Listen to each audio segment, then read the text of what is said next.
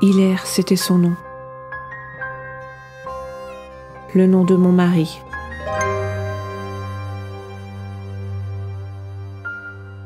Le nom de celui dont j'ai été séparée. Le nom de celui qui s'est envolé.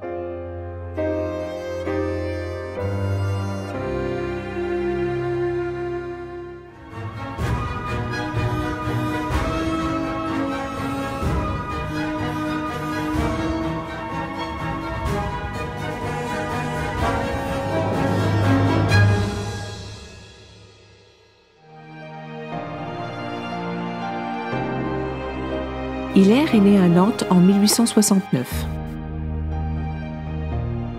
Sa mère, Hortense, était domestique. Elle travaillait pour Hilarion, avec qui elle se marie 4 ans plus tard. La concordance de ses prénoms avec ceux de l'enfant nous laisse penser qu'il était bien son père.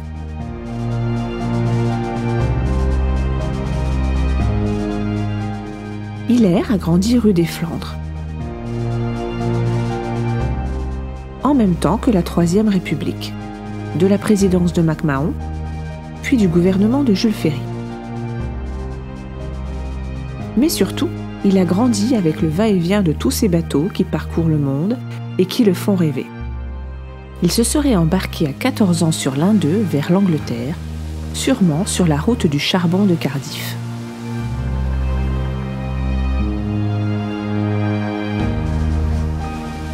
Puis à 16 ans, il se serait engagé comme jeune mousse pour rejoindre New York, mais n'aurait pu débarquer car engagé à faire le voyage de retour.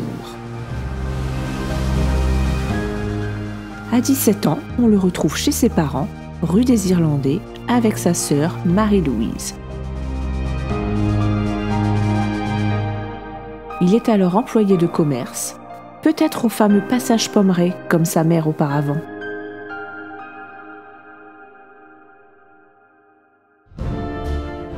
Mais sa volonté de partir le pousse à l'âge de 18 ans à s'engager chez les chasseurs à cheval. Après 5 ans de caserne et finalement aucun dépaysement, Hilaire part pour Paris. Probablement pour y rejoindre ses cousins Édouard et Alexis. Il a 24 ans et une nouvelle vie s'ouvre à lui. Elle sera rythmée par l'effervescence de la capitale à la Belle Époque et le travail comme employé au grand magasin du Louvre.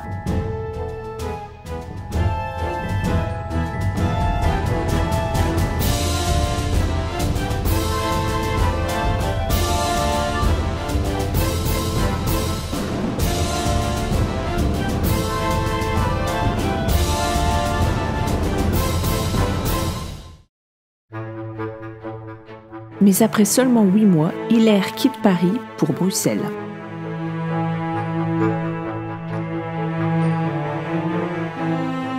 Puis, alors que l'affaire Dreyfus bat son plein en France, il rentre dans sa famille pour 1 an avant de retourner à Bruxelles. Enfin, en 1896, alors qu'il a 27 ans, il s'installe à Londres.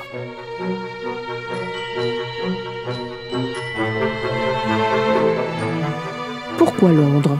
Suit-il les traces de son cousin Édouard, qui y vécut aussi juste après la Commune de Paris? On sait juste qu'il habite Fitzroy Street, où est installée une importante communauté française, dont beaucoup d'exilés anarchistes, comme la célèbre Louise Michel.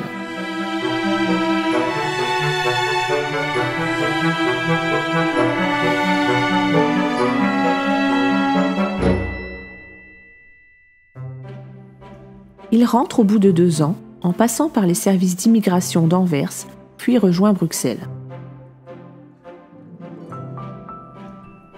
C'est alors qu'en 1900, Hilaire arrive à Chimay, petite ville belge proche de la frontière.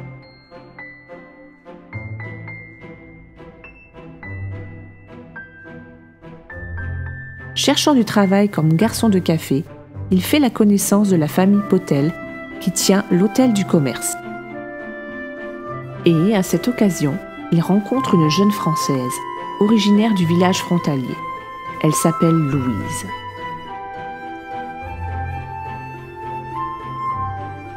Louise et Hilaire se marient très vite, le 6 novembre 1900.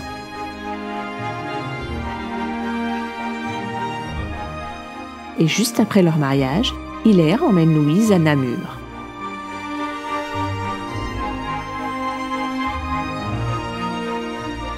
Ils vont travailler dans un grand établissement qui a ouvert 2 ans auparavant, le Grand Hôtel.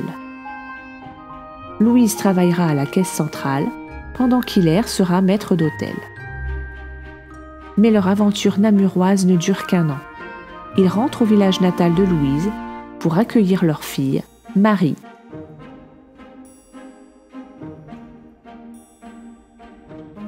Qu'ils surnomment Marinette.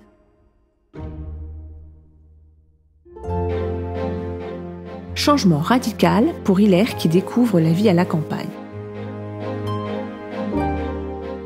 Louise reprend ses activités à la ferme familiale, tandis qu'Hilaire, peu attiré par ses travaux, transforme la salle à manger en café. La mémoire familiale raconte qu'il aurait décoré les murs avec de grands miroirs pour imiter les brasseries parisiennes. En 1908, attiré par la modernité, il achète un phonographe de marque Pathé et de nombreux cylindres qui permettent à ses clients d'écouter les chansons à la mode. Il paraît même que Marie montait parfois sur les tables pour en chanter les refrains. Le café d'Hilaire était approvisionné en vins et spiritueux de toutes sortes, mais surtout en bière locale brassée dans le bourg voisin. Rêvant toujours d'évasion, il est un des premiers à se rendre à Paris pour apprendre à conduire les automobiles. Mais en 1912, Hilaire a subi un accident de cheval. Le café est fermé. Il décide alors de devenir garagiste et chauffeur taxi. Il doit s'installer à Chimay et laisser Louise et Marie à la ferme.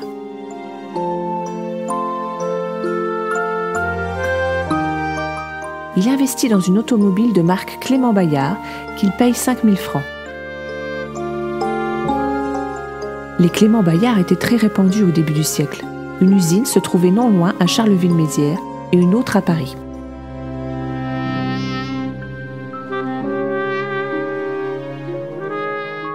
Le modèle d'Hilaire était un coupé chauffeur qui lui permettait d'être taxi. Il transportait ses clients dans tous les alentours de Chimay et le consignait soigneusement dans son agenda. Ces moments de détente s'alternaient entre le cinématographe, les visites à sa famille tous les 15 jours et bien sûr la correspondance.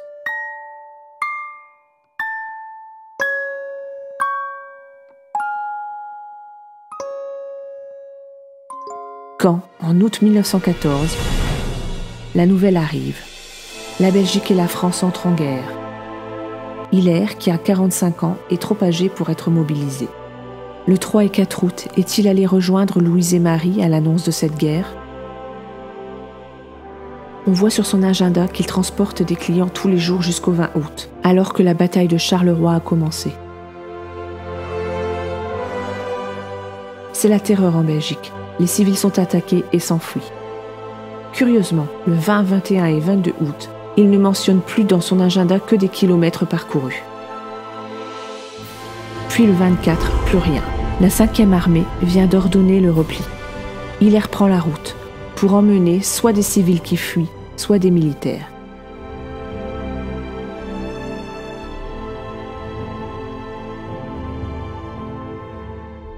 Il suit en tout cas la retraite de l'armée belge jusqu'à Rocroi en Ardennes.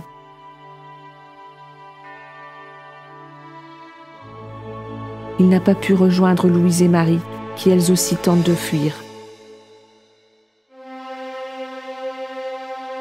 Elles ne réussiront pas et se trouvent bloquées en zone occupée, alors qu'Hilaire est derrière le front. Il ne peut rentrer durant les 4 années de guerre. Louise et Marie subissent l'occupation allemande seules, au rythme des privations et des réquisitions, sans savoir si Hilaire est mort ou vivant.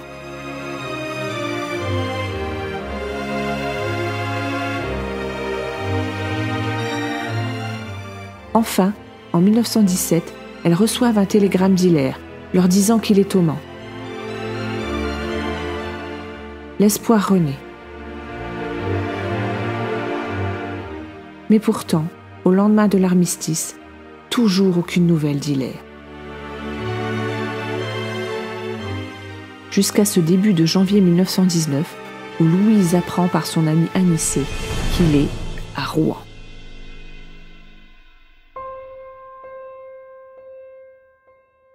Louise et Marie, qui sont alors à Chimay, écrivent de nombreuses lettres à Hilaire, lui demandant de revenir.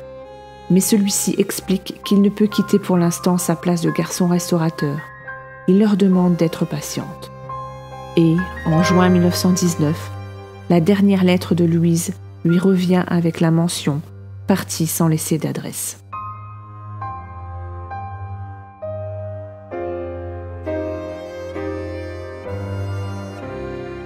Que s'est-il passé? Louise et Marie ne comprennent pas. Elles ne veulent y croire. Pourquoi ne revient-il pas?